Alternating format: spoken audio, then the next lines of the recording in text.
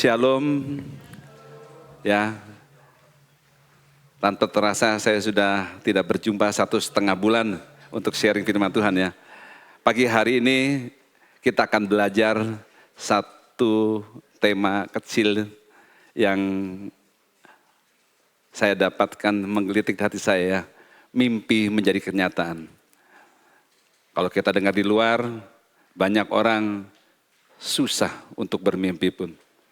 Karena situasi kondisi yang tidak baik, mendengar bagaimana dunia makin hari akan menarik kehidupan orang secara umum, menarik ke dalam satu sistem supaya mereka taat dan nurut menurut sistem yang ada. Tapi kita orang percaya berbeda. Kita akan ditarik dengan apa yang kita pikirkan. Pada waktu kita fokus firman Tuhan, firman itu yang akan menjadi jawaban bagi hidup kita. Dunia boleh bergejolak, ya. Bahkan bilang dunia boleh resesi. Anak-anak Tuhan tetap resepsi. Puji Tuhan, ya. Itu yang menjadi kekuatan kita. Beri tepuk tangan ke Tuhan Yesus. Ya. Sekalipun saat-saat ini banyak orang menghadapi tantangan, persoalan kehidupan, ya. Tadi dikatakan makin hari makin jahat, makin buruk, makin tidak baik keadaannya.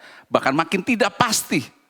Tapi hanya ada satu yang pasti, yaitu firman yang Tuhan berikan buat hidup kita. Ya, nah, banyak juga orang ingin bermimpi, bilang, Pak Iwan boro-boro bermimpi. Ya, apalagi boro-boro kita mewujudkan yang namanya Yeremia 29 ayat 11. Masa depan yang gilang gemilang penuh harapan, bermimpi aja sulit. Kenapa bermimpi sulit? Nggak bisa tidur.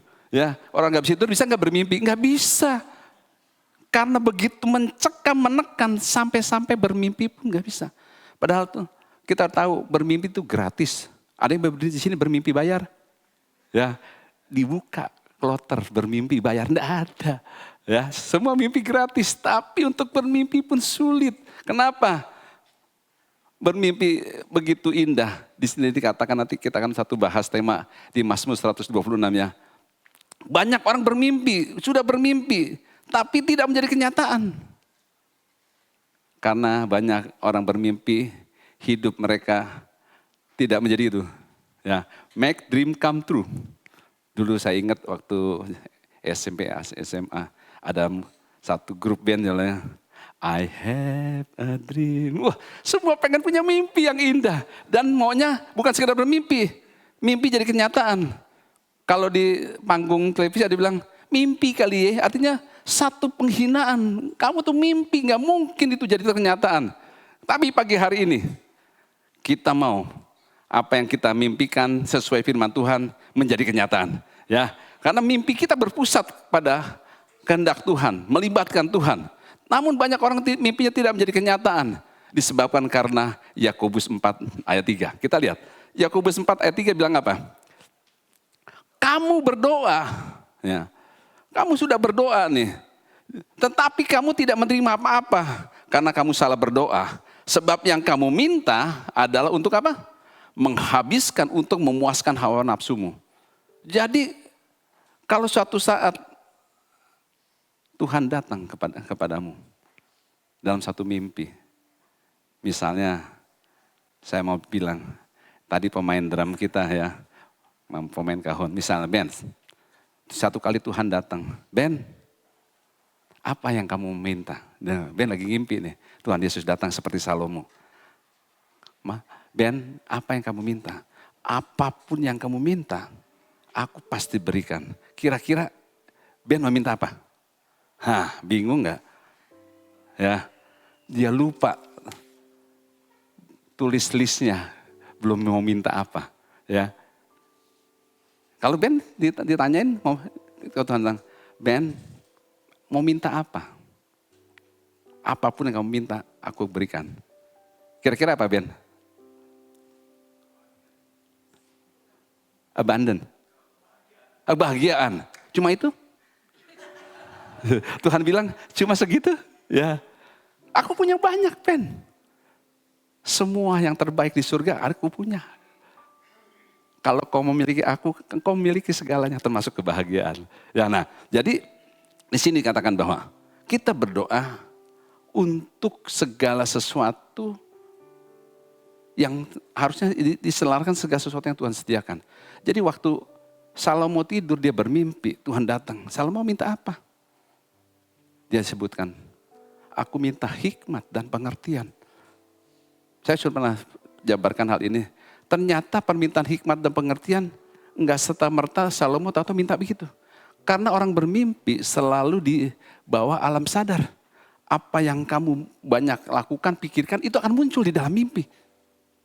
Ternyata, selidik di firman Tuhan katakan, sebelum papanya Salomo itu meninggal, dia itu Raja Daud, dia selalu kasih tahu. Ya, dengarkan, Papa punya perjanjian sama Bapa di surga. Papa sebenarnya pengen rencana ini. Tapi Tuhan bilang, kamu yang disuruh. Dalam mimpinya itu.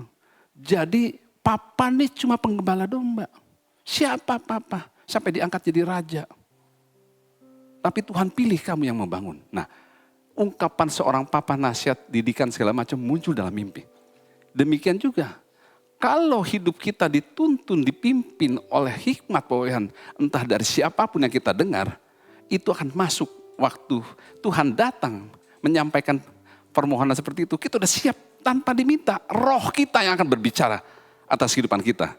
Makanya Salomo bilang, yang kamu minta roh hikmat aku berikan. Dan yang tidak kamu minta pun aku juga berikan. Wah, termasuk kebahagiaan, Ben. Ya, nah, sekarang kenapa mimpi itu tidak menjadi kenyataan? Tadi dikatakan Yakobus 4 ayat 3. Yang berikutnya dia bilang, karena pada waktu mimpi itu ingin diwujudkan, ternyata kita kurang tekun dan disiplin untuk menggapai mimpi yang diberikan. Salomo seandainya waktu dia bermimpi minta hikmat dan pengertian. Dan tidak bertindak mengambil bagian apa yang harus dia lakukan. Pasti apa yang dia minta tidak akan tercapai. Nah, kita mau lihat kenapa kurang disiplin, kurang ketekunan. Amsal 13 ayat 4 gini. Karena banyak orang tidak mencapai mimpinya tuh menjadi kenyataan. Hati si pemalas penuh keinginan, tetapi sia-sia, sedangkan hati orang rajin diberi kelimpahan. Jadi si pemalas banyak maunya lah. Ya, kalau ditanyain sama orang malas, pengen mobil, pengen ini, tapi nggak bekerja. Ya, pengen rumah besar, pengen ini, semuanya pengen. Makanya tadi mimpi kali ya bisa begitu ya kayak di iklan. Tapi kita mau lihat, banyak orang juga gagal. Kenapa? Karena dia takut melangkah, menyerah di tengah jalan. Itu menyebabkan kegagalan, ketakutan menghimpit atau menolak semua yang terbaik yang Tuhan sudah sediakan. Bahkan banyak orang mimpi gagal, kenapa? Dia mendahului waktunya Tuhan. Makanya saya mau sampaikan, tempat yang terbaik, yang teraman adalah pada waktu kita berjalan bersama Tuhan. Dan mengikuti iramanya Tuhan. Susah enggak? Dibilang susah ya enggak. Dibilang enggak ya tapi susah. Dibutuh satu latihan tempo yang demikian. Makanya Tuhan selalu ada iramanya. Dia tertib. Kedisiplinan, ketekunan akan menolong kita meraih semua itu. Nah, kita butuh juga. Kenapa mimpi jadi gagal, tidak jadi kenyataan? Lingkungan yang salah. Kalau firman Tuhan katakan pergaulan yang buruk merusak semua kebiasaan yang baik. Bahkan yang terakhir bilang begini, kegagalan dalam menggapai mimpi adalah pada waktu kita tidak membiarkan Tuhan yang menjadi pemimpin atas kehidupan kita. Dan itu di Alkitab sudah dijelaskan bagaimana murid-murid waktu tidak menempatkan Yesus sebagai nahkoda dalam kapalnya, kapal hampir karam. Boro-boro dapat ikan, boro-boro mau nyebrang. Tengah jalan kita akan terhambat.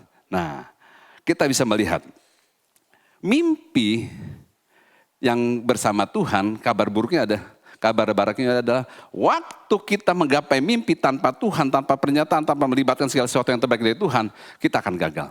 Tapi kabar baiknya, jika kita dipimpin oleh Roh Kudus, oleh Tuhan sendiri, maka tidak ada satupun orang yang bisa menghentikan apa yang sudah sediakan begitu.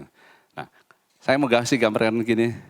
Kemarin saya bersyukur anak saya yang kecil boleh dapat kesempatan di wisuda ya. Ada satu perikop bilang begini. Satu orang penasihat, wakil dari alumni mewakili dalam satu kata sambutan di wisuda itu bilang begini. Sesungguhnya gampang dan susah itu tidak ada. Saya perhatiin maksudnya apa ya? Kok gampang dan susah tidak ada? Jadi dia bilang, untuk mengukur keberhasilan seseorang, ini karena dalam suasana wisudawan S1, S2 dan spesialisasi, dia bilang keberhasilan seseorang bukan berdasarkan dari indeks prestasi. Bukan juga karena IP-nya tinggi, lalu dia akan lebih berhasil, lebih sukses, lebih mudah menggapai mimpi. Tidak. Demikian juga IP-nya rendah, bukan berarti kamu akan gagal. Dia bilang, nah jadi dia bilang begini, yang menjadi poin bahwa kalau hidup kita hanya ingin meraih yang mudah saja, ya saya bilang hanya untuk meraih yang gampang saja yang bisa dikerjakan, sudah dipastikan kamu akan berjalan di tempat, nggak akan kemana-mana.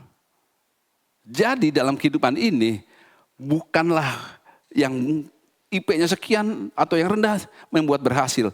Orang yang tadi, orang yang mau bertekun, berani mengambil tantangan dengan paradigma yang benar, dialah pemilik dari mimpi itu. Saya bilang, wow, luar biasa. Tapi kita lebih dari pemenang bersama Tuhan.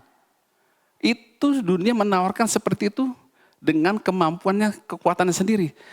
Tuhan bilang, waktu engkau berjalan bersama Tuhan, firman Tuhan katakan, engkau lebih dari pemenang. Karena kemenangan sudah ada di dalam diri kita, karena Kristus. Dan pada waktu kita berjalan, kita hanya menatap, itu kemenangan di situ. Kita sini berjalan, menghampiri itu. Berbeda sama dunia, mereka bersusah payah, berjipayah supaya menggapai. Kita enggak, sudah bisa dilihat di depan mata. Kita sudah bisa ngelihat. Fokus saya ke lampu situ. Saya sudah tahu sasaran saya di situ. Karena kemenangan saya sudah raih. Tinggal ngambil.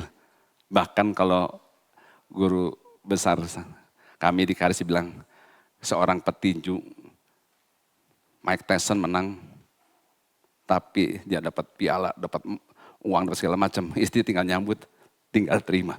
Istrinya lebih dari pemenang. Kita menang karena Kristus yang telah membayar itu semua buat kita. Ya, jadi kita bisa melihat begini, tidak ada yang benar-benar gampang. Kenapa? Yang terlihat mudah sebenarnya membutuhkan usaha proses untuk mencapai. Kelihatannya gampang, tapi juga tidak ada yang benar-benar susah. Karena setiap tantangan meskipun berat dapat diatasi dengan persiapan dan ketekunan. Nah, dibilang gampang tapi susah, dibilang susah tapi gampang. Gampang-gampang susah, susah gampang. Bingung kan Bapak Ibu ya? Ini ngomong apa? Bingung. Nah, jadi kita mengerti hidup ini proses. Wah, puji Tuhan buat saya. Bahkan saya kemarin lagi siapin ini, saya juga diingatkan mengenai gini. Hidup ini hanya ada dua persoalan. Satu, persoalan yang bisa diselesaikan. Yang kedua, persoalan yang tidak bisa diselesaikan. Halo, kalau V dibilang, kalau menghadapi persoalan yang bisa diselesaikan, kamu mau gimana? Saya mau tanya, gimana? Kamu menghadapi persoalan yang bisa diselesaikan, kamu pikirin enggak? Nggak usah, uang persoalan bisa diselesaikan. Oh, persoalan bisa diselesaikan, nggak usah dipikirin. Jadi persoalan yang bisa diselesaikan nggak usah dipikirin, nggak usah jadi masalah. Sekarang kita, Pak Sugi, ngadepi persoalan yang nggak bisa diselesaikan. Mau dipikirin nggak? Udah pasti nggak bisa diselesaikan. Ngapain dipikirin? Udah tahu jawabannya nggak bisa dipikirin. Jadi baik persoalan yang bisa diselesaikan maupun yang tidak bisa diselesaikan nggak usah dipikirin. Jadi tidak ada persoalan. Nah, asik ya. Nah, jadi kita butuh mengadaptasi situasi kondisi. Bagaimana kita merespon setiap masalah. Maka Tuhan bilang, kamu akan diberikan kekuatan untuk cakap menghadapi masalah. Ya, nah sehingga respon yang benar sesuai firman kita bisa menghadapi itu semua.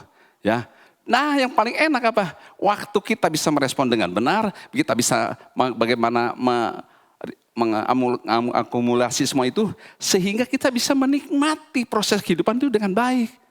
Seperti naik MRT dari Lebak Bulus sampai ujungnya di mana? Tinggal duduk enak aja.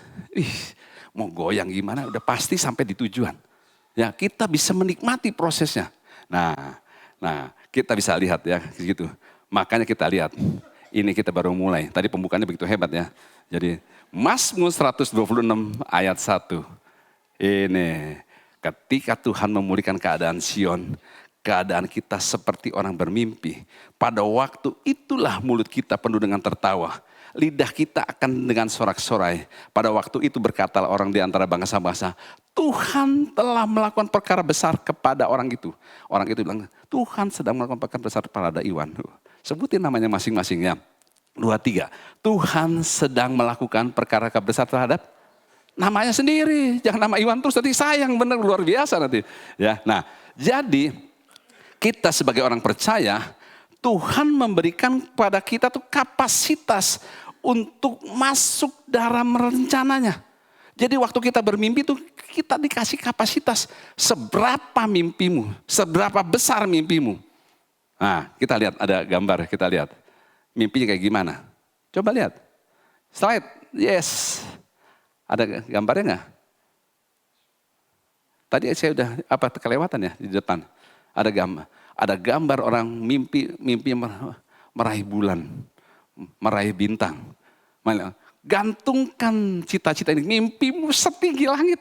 Di sana ada bintang, bahkan bulan bisa dijaret segitu. Kita bermimpi besar, ya. Kita bermimpi bukan sebagai bunga tidur, tapi satu visi panggilan yang Tuhan berikan bagi kita. Nah, mungkin dibilang, mana mungkin, sekolah aja gue gak lulus, sekolah aja IP-nya jelek. Markus 10 ayat 27 dikatakan, bagi manusia, hal itu mustahil. Tapi bukan demikian bagi Allah. Segala sesuatu mungkin bagi Allah. Bahkan di ayat yang bilang segala sesuatu mungkin bagi kita orang percaya. Nah, kita orang percaya ya. Nah, tapi kalian mau bagikan gini. Di Mazmur 126 ini, tadi saya udah katakan sangat menarik buat saya. Kenapa? Mazmur 126 ini melibatkan begitu banyak orang berperan. Ya, mulai dari Raja Daud, mulai dari para nabi, saya lihat, wih, ini nabi yang ada di dalamnya, saya hitung-hitung lebih dari 6. Lebih dari 6, nanti kita saksikan bagaimana Tuhan bermain ya. Ada raja, ada nabi, dan saya bilang, wow, begitu sangat menarik. Mazmur 120 bukan ditulis oleh Daud, tapi ditulis di zamannya Daud. Ya, nah, yaitu khususnya pada zaman Esra, dan pada waktu itu adalah dikatakan pada waktu bangsa Israel dibuang ke pembuangan ke Babilonia dan rencana untuk kembali lagi ke Yerusalem. Nah, saya mau mulai dari Daud. Yang pertama, bagaimana Raja Daud. Mazmur ini ditulis bahwa Daud mengalami yang namanya kehidupan seperti orang bermimpi. Karena pada waktu pertama kali Daud, di situ dikatakan Daud saat itu sedang bergumul karena proses pemulihan Daud waktu itu dia melakukan dosa yang sangat besar. Apa yang dilakukan oleh Daud? Pada waktu itu Daud habis membuat satu dosa karena dia berzina, mengambil istri orang, istrinya Uria. Dan berikutnya dia membunuh Uria dengan menaruh Daud di tempat yang paling buruk. Bahkan di situ dikatakan bahwa Daud mengalami pemulihan dari dosa, kehancuran, rumah tangganya porak-poranda. Bahkan pada saat itu ditegur oleh Nabi Nathan bahwa apa yang kamu lakukan itu telah melukai hati Allah. Dosamu sangat besar dan anak yang sedang dikandung pasti mati. Ya, wow, pada saat itu Daud mengalami satu depresi dan Daud mengalami pemulihan karena pembunuhan tersebut. Dan dia tahu bagaimana rasanya dipulihkan. Dari kehancuran dan kehidupan menjadi dia diangkat kembali oleh Tuhan. Makanya dia tulis ini, waktu Tuhan memulihkan keadaan Sion, kehidupanku seperti orang bermimpi, enggak kebayang. Dan Mazmur 126 juga dikatakan bahwa Daud melakukan satu profetik, di mana Daud melakukan suatu profetik di masa depan akan datangnya seorang Mesias yang akan memulihkan umat Tuhan. Wow. Ya, ada di Mazmur 126. Bahkan dikatakan Mazmur Daud juga bagaimana Daud sangat berkaitan dengan namanya Sion. Sion adalah pusat kerinduan pemerintahan Daud. Sion di mana tempat Allah bertata. Dia memindahkan tabut perjanjian ke Yerusalem. Disitulah menjadi pusat penyembahan yang dilakukan oleh bangsa Israel. Nah, kita mau melihat bagaimana kondisi yang terjadi sebelum masa pembuangan. Kita lihat, next slide kita lihat. Itu Daud ya. Sekarang kita bisa lihat. Sebelum masa pembuangan, Yehuda adalah salah satu suku yang dipilih Tuhan. Lewat suku inilah Tuhan menyatakan suku Yehuda, garis keturunan akan diambil dari sini. Ya, nanti akan kita bahas khusus kenapa Yehuda dipilih oleh Tuhan menjadi garis keturunannya. Di sini katakan, saat itu suku Yehuda yang dipilih oleh Tuhan melakukan dosa yang sangat besar. Itu apa? Penyembahan berhala. Dia melakukan penyembahan berhala, melakukan ketidakadilan. Apa yang dilakukan ketidakadilan? Ketidakadilan apa yang dilakukan oleh mereka? Mereka diawali dengan mengadopsi penyembah Baal, dewa-dewa Asyera, dewa-dewa asing dibawa memasuk ke dalam bait Allah. Dan itu pada zaman Manase itu melukai hati Tuhan. Terjadi apa? Penindasan sosial, ketidakadilan. Harusnya orang miskin, janda-janda dibela, yatim piatu dilindungi, malah ditindas oleh suku Yehuda ini. Nah, pemimpin-pemimpin rohaninya korupsi, bahkan di tempat-tempat, bahkan dibilang kayak di bait Allah mereka melakukan sesuatu yang tidak bagus. Terjadi penyimpangan ibadah yang harusnya untuk kemuliaan Tuhan. Ibadah dilakukan secara lahiriah saja. Mereka beribadah tanpa pertobatan. Mereka mengadakan simbol-simbol agama seperti bait Allah, bukan itu hidup dengan takut akan Tuhan. Bukan seperti itu. Nah, kita bisa melihat bahwa lewat kondisi-kondisi itu Tuhan bisa melihat sebenarnya Tuhan sayang sama bangsa ini. Namun mereka waktu hatinya mereka memilih untuk berpaling dari Tuhan. Tuhan kirim nabi-nabinya. Kita bisa lihat yang nabi yang pertama. Ya, kita lihat nabi pertama. Nabi Yesaya. Di situ dikatakan Nabi Yesaya muncul. 740 sampai 681 sebelum Masehi dikatakan Nabi Yesaya melayani Yehuda, Raja Usia, Raja Yotam, Raja Asia dan Hizkia.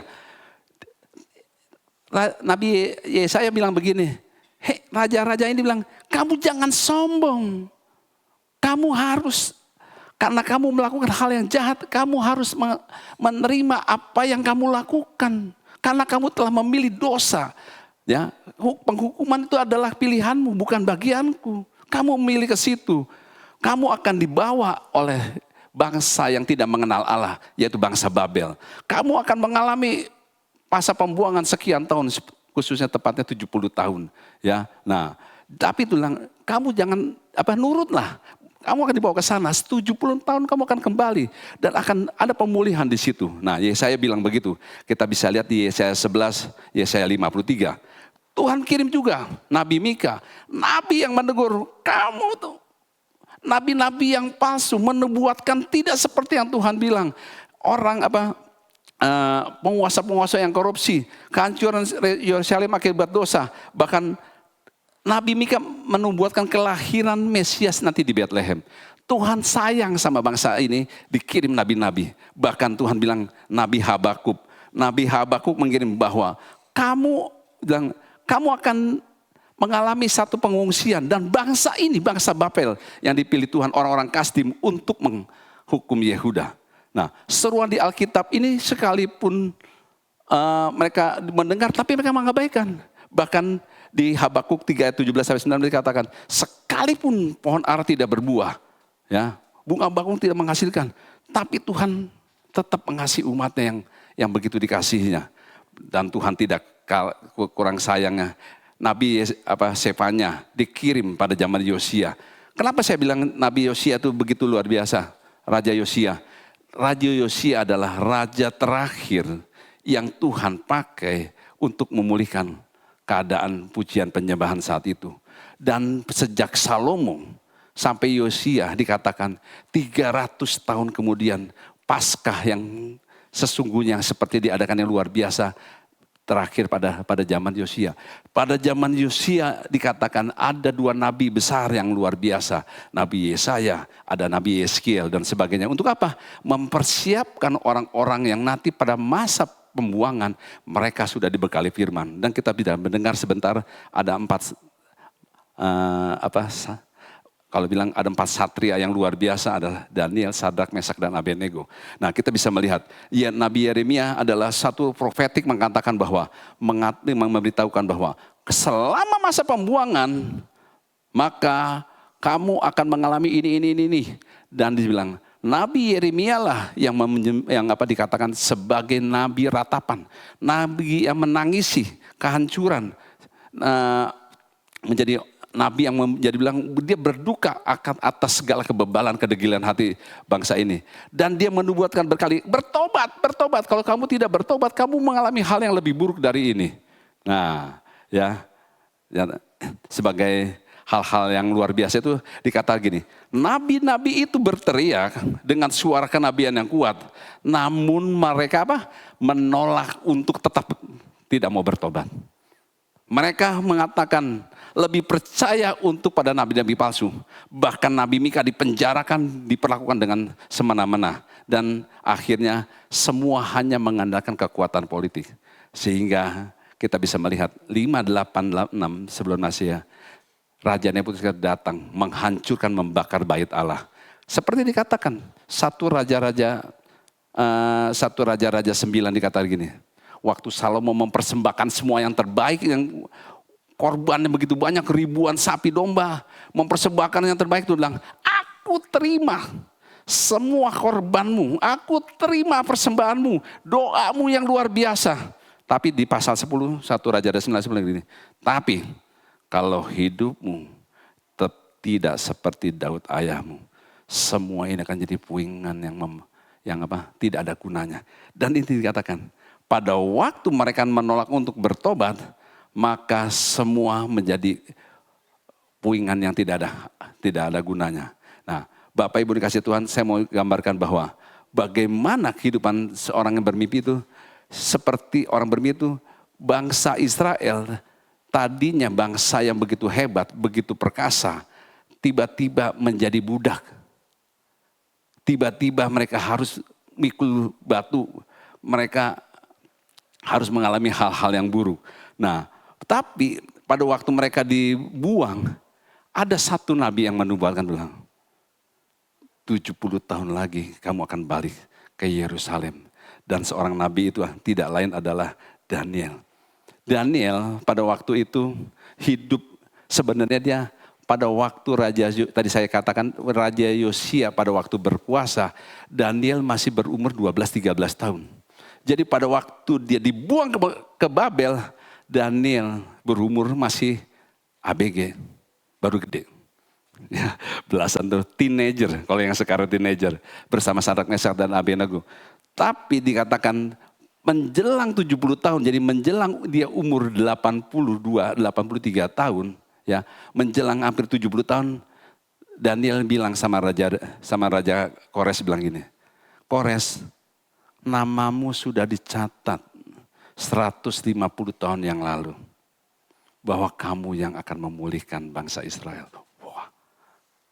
Ya. Kalau satu kali nama kita disebut imam, nama kamu sudah dicatat yang akan membuat bangsa Indonesia ini mengalami pemulihan 100 tahun yang lalu. Wow. Ya, nama kita dan disebutkan Kores disebutkan. Daniel bilang, memang ada di kitab Yesaya. Ada. Disebutin bahwa kamu yang akan memulihkan.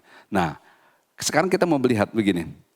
Kenapa? Apakah hubungannya dengan Raja Kores untuk bangsa Israel bisa kembali ke Yerusalem? Karena kita bisa ngerti, raja di Babel itu 4 kali ganti raja, Perdana Menterinya tetap Daniel.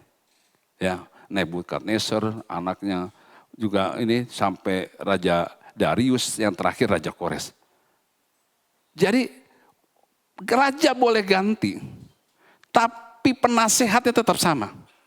Kita pun sama, kita orang percaya. Mungkin pejabat pemerintahan boleh sekali berganti. Tapi orang benar akan memberi nasihat buat pemimpin kita tetap sama. Mempunyai pengaruh. Nggak harus nomor satu. Makanya Daniel di posisi seperti Yusuf. Orang nomor dua.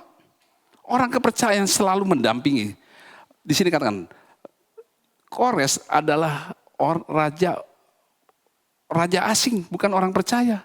Tapi Tuhan bisa pakai oleh ada orang-orang sekitarnya membuat keputusannya berubah menjadi untuk kepentingan seperti Roma 8:28, mendatangkan kebaikan bagi umatnya.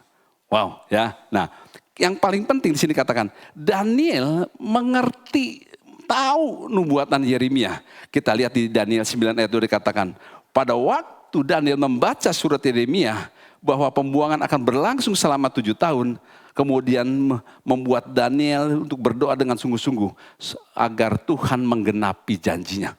Wow, ya, luar biasa. Jadi waktu kita tahu firman Tuhan, Daniel berusaha untuk Tuhan menggenapi janjinya.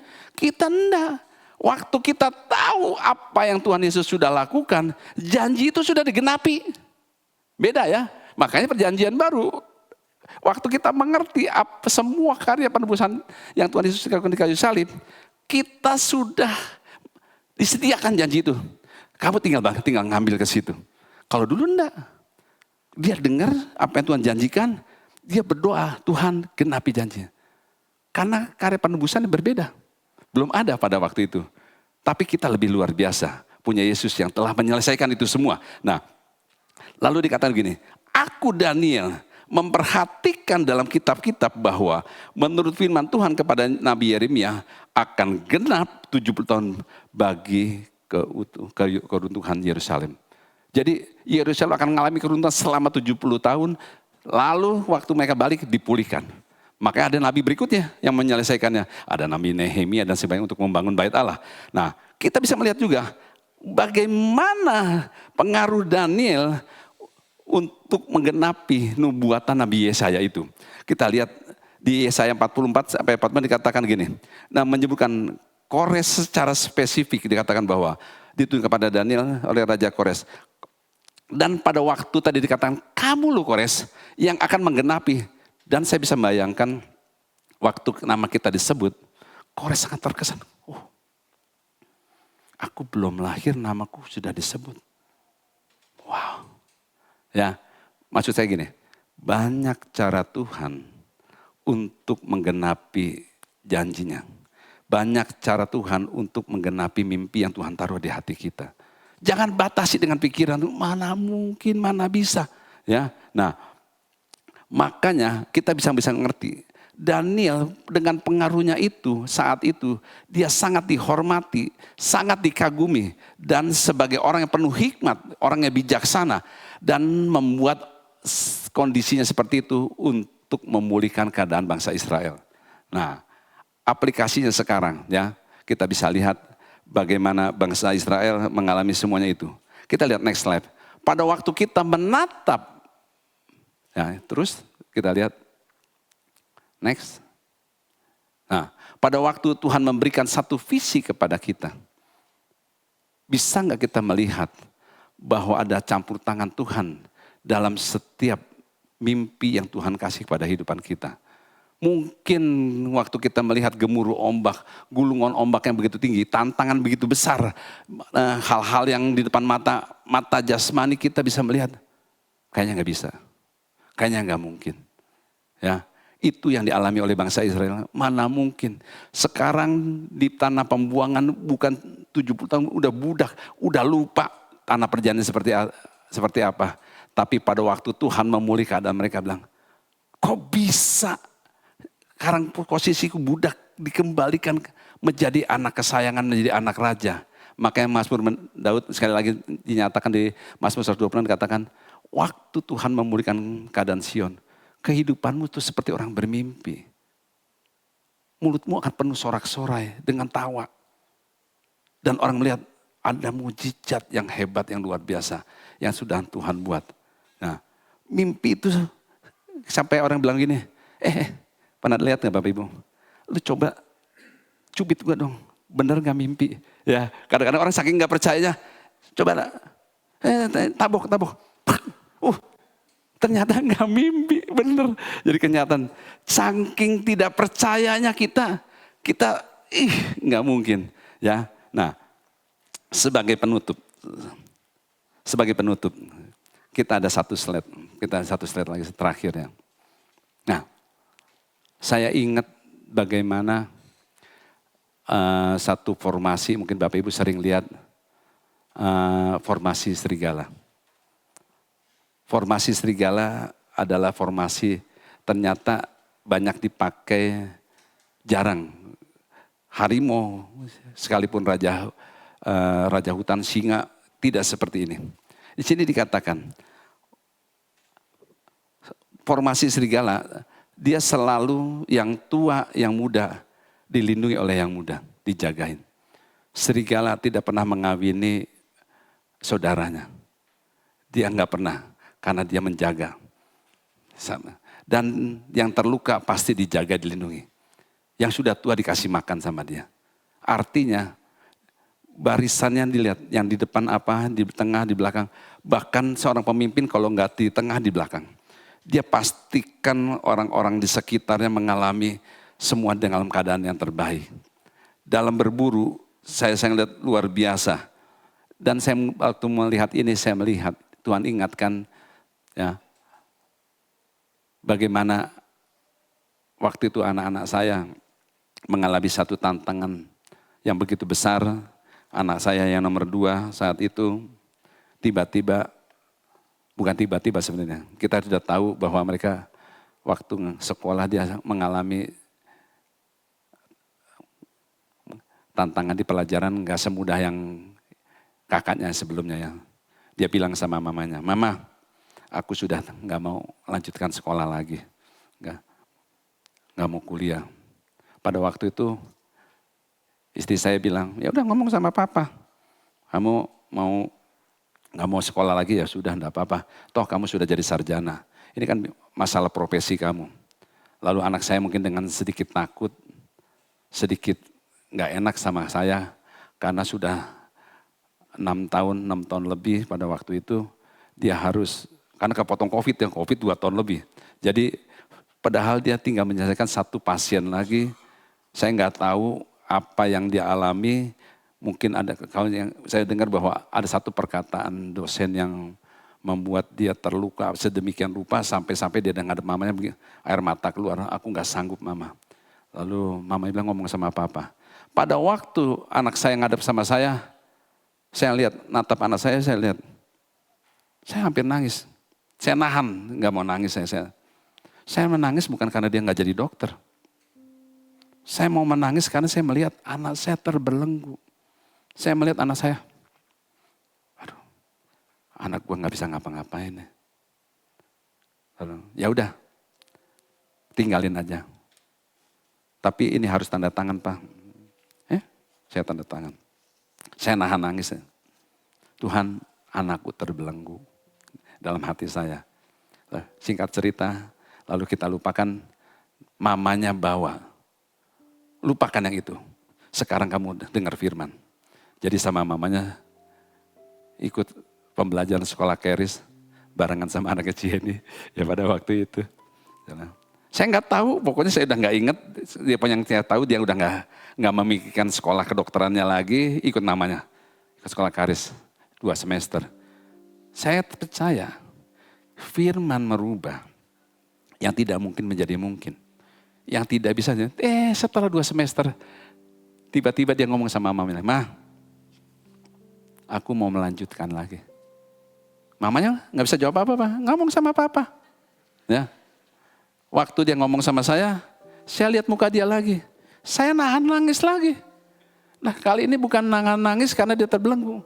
Saya bisa melihat bagaimana Tuhan membebaskan dia. Wah, jalan Tuhan baik. Saya ingat, saya perkatakan yang baik. Jalan Tuhan, terima kasih. Tapi Pak, ini 2 semester harus dibayar uang sekolahnya. Dan saya pikir dulu setelah dia ngasih surat untuk ditanda tangan, sudah selesai. Kan sudah buat surat pengunduran diri. Ternyata waktu dia ngadep ke dekan, surat ini nggak sampai ke dekan. Tidak ketemu sama dekan, ketemunya pembantu dekan 3, bagian kemahasiswaan. Sama dekan dia bilang, kamu apa ini?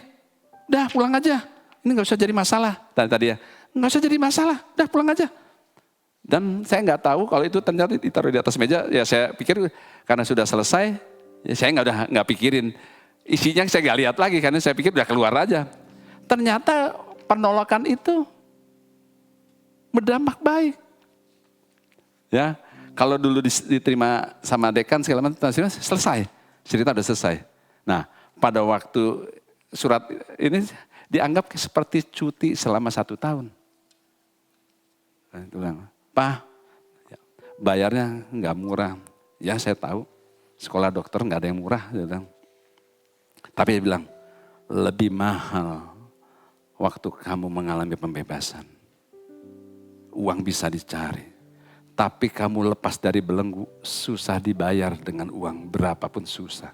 Waktu kamu mengalami kemerdekaan, itu lebih mahal dari apapun. Wah, Yesus, lebih takutan ke Tuhan Yesus. Bapak Ibu, waktu dia selesai administrasi, dalam waktu yang segera 1 bulan itu dia selesaikan pasien yang terakhir yang dulu membuat dia terhambat. Dan berikutnya apa? Dia harus bukan selesai pasien langsung bebas. Dia harus menghadapi ujian masing-masing bagian klinik itu. Dan mata kuliah pertama yang dia ujian adalah bedah mulut. Di kedokteran gitu pelajaran itu yang paling banyak bukunya, yang paling susah. Dia pertama sekian tahun gak lihat buku, dia hadapin. Dan ada 5 mata kuliah yang ujian dan bisa lulus. Wih, saya bingung juga. Ini kalau bukan Tuhan, punya gairah dari kekuatan dari mana dia bisa lulus. Dulu sekian semester dia kalau ujian selalu dengan ngomelan. Nah itu yang membuat energi berat. Tapi pada waktu dia mengalami Tuhan lewat pembelajaran firman itu, saya nggak tahu apa yang dia alami. Pokoknya yang saya lihat, kok dia bisa dengan mudahnya menghadapi ujian yang begitu, ujian negara lulus dan akhirnya penugasan di Cianjur, dia enjoy segala macam. Saya bilang, wow. Dan sekarang dia sedang mempersiapkan mimpi yang baru, yang berikutnya. Bapak mimpimu nak, Tuhan bisa mengangkat lebih dari itu. Ya, dan saya percaya Bapak Ibu tadi katakan, enggak ada persoalan yang susah. Enggak ada persoalan yang tidak bisa diselesaikan maupun diselesaikan. Semua enggak jadi masalah. Pada waktu kita berfokus sama Tuhan, bilang, di kayu salib bilang, sudah selesai. Artinya aku telah menang dan kamu pun pasti menang.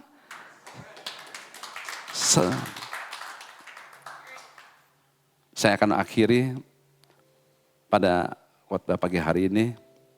Bagaimana kita bisa melihat Allah yang kita sembah, Allah yang baik. Allah yang sekali-kali tidak pernah meninggalkan kita. Percayalah, Dia akan menyertai kita sampai selama-lamanya. Tuhan Yesus memberkati.